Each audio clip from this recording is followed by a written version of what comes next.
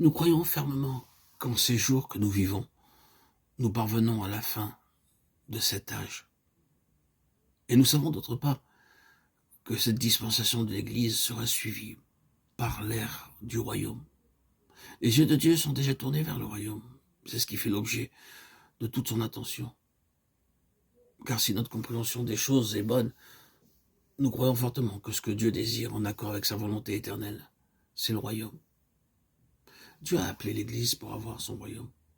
Lorsqu'un serviteur de Dieu saisit la vision de la place qu'occupe le royaume dans la volonté prédéterminée de Dieu, combien il aspire alors à l'établissement de ce royaume, combien il désire alors aussi que tous les enfants de Dieu coopèrent avec le Seigneur pour hâter la manifestation de ce royaume.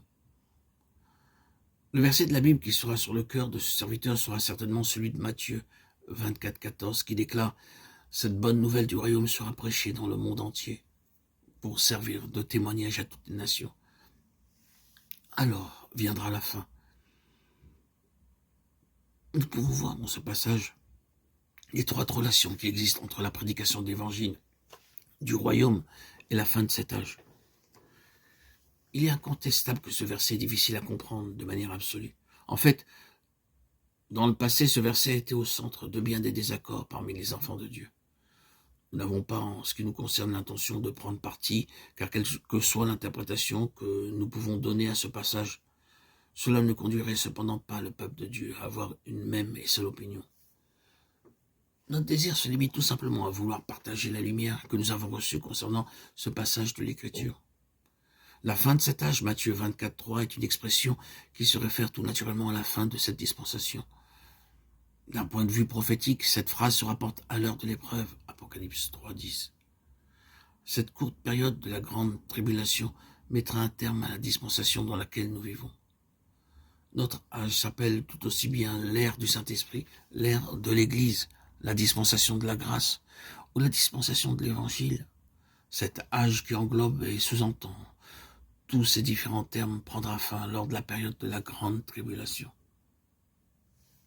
Nous devons clairement reconnaître que l'Église a pour responsabilité de travailler avec Dieu pour introduire l'ère du royaume, comme ce passage de Matthieu 24, 14 le confirme. Sachant donc que le royaume de Dieu ne sera ouvertement manifesté qu'à la fin de cet âge. L'Église ne peut pas s'en désintéresser pour autant, car même s'il est vrai que l'Église sera gardée de l'heure de l'épreuve, l'œuvre qui lui a été confiée a une grande importance pour ce temps-là. Pour cette raison, le Seigneur Jésus nous dit dans Matthieu 24, 14 que l'évangile du royaume doit premièrement être annoncé, et alors viendra le royaume des cieux. Les prophéties du Seigneur s'accompliront entre la fin de cet âge et la manifestation du royaume des cieux. Il montre ce qui mettra un terme à la fin de cet âge et à l'introduction du royaume.